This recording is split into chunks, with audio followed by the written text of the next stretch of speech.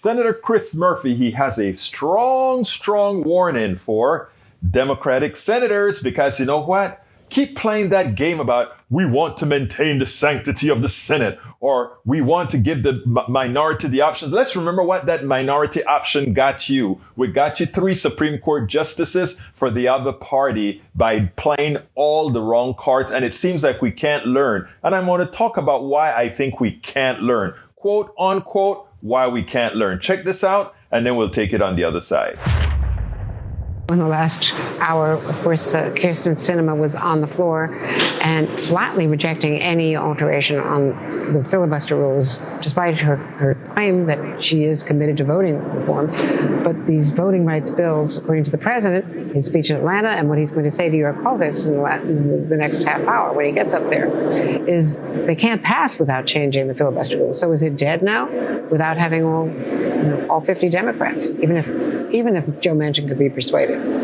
Yeah, I'm disappointed that we are going to have a small group of Democratic senators that won't allow us to pass a voting rights bill into law. And I know that some of my colleagues feel that by preserving the filibuster, they are preserving the Senate. I just worry that there's not going to be a Senate around any longer if we don't stop Republicans from successfully engaging in a steal of an election in the way that they tried in 2020. They got really close to seating Donald Trump as president, even though he lost. They are cleaning up their mistakes. They are passing all sorts of state laws designed to allow them to install Donald Trump as president in 2024, regardless of whether he wins or loses. And so my colleagues who say they want the filibuster to preserve the traditions of the Senate may be cutting off their nose to spite their face, because the Senate might not be around 5 years from now if our democracy falls apart after Donald Trump is successful in installing himself as president after he loses the 2024 election. I think the stakes are that high, and we'll continue to work at this. We're not going to give up, but obviously it's a disappointing day. It's indeed a disappointing day. I cannot believe, I'm going to have Sinema's speech later on a link inside of the blog, and maybe I'll attach it up top as well to show that she is living in a world of her own. She doesn't understand politics. She's claiming we can't continue the division. She misses the point. The point is the division continues because we have a failure to execute at the governmental level.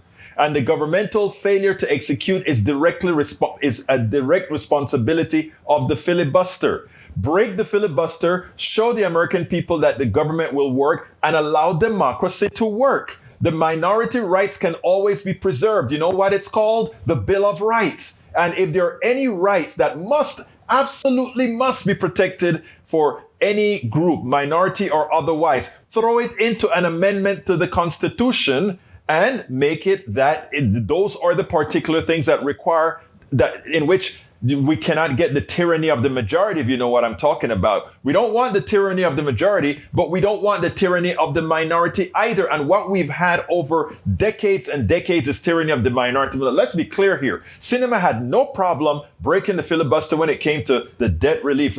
She had no problem breaking the filibuster when it came to the debt ceiling. But when it comes to things that affect people of color, women, when it comes to things that affect those people who are in need, to hell with them. We don't care about them. We don't have to do anything because you know what? They are not meritorious. You know what? They don't have to be satisfied. As long as the plutocracy, the wealthy, the oligarchy is satisfied, it is okay. We'll break the rules if we have to break it to make sure that they get what they need. But what about those who want to vote? What about those who want to get relief? Oh, forget it. You're not good enough. You're not meritorious enough. You're not human enough. Remember, they claim they want to maintain the sanctity of the Senate. It's not about the sanctity of the Senate. It's about the ability to have a minority of owned politicians rule the country for guess whom? The wealthy, the plutocracy. It is all ordained, and until we break the back of that ordinance, it'll be maintained and sustained the way it is right now. We spend a lot of time deconstructing the news, trying to parse it into a form that everybody can understand. We try to find those little nitpicks where it flies above the fray, etc. If you really like these videos that we do, I want to ask a big favor. Please go ahead. Number one, subscribe to our channel, and number two, please join if you can. Thank you so kindly for watching. Keep watching. Please remember to share. We must populate the entire internet with our progressive message, a message that we know is what most Americans say that they want. So help us, please join.